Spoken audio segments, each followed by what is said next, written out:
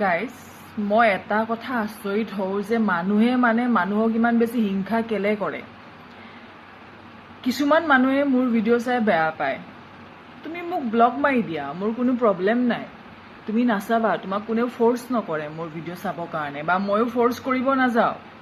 কিন্তু বেলেগ বেলেগ একাউণ্টৰ পৰা মোক যদি ৰিপৰ্ট মাৰা বা মোৰ একাউণ্টটো বেয়া কৰিব চেষ্টা কৰা, তেতিয়া কি পাম বুলি ভাবিছা? একো নোপোৱা। আৰু দুদিনমানৰ কাৰণে যদি মোৰ কিবা প্ৰব্লেমো হয় ন, সেইটো ঠিক হৈ যাব, ঠিক আছে?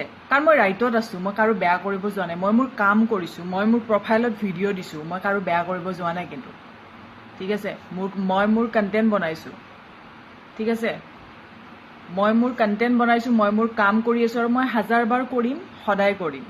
কোনোবাই বেয়া পাওক, কোনোবাই ভাল পাওক, মেটাৰ নকৰে মোৰ।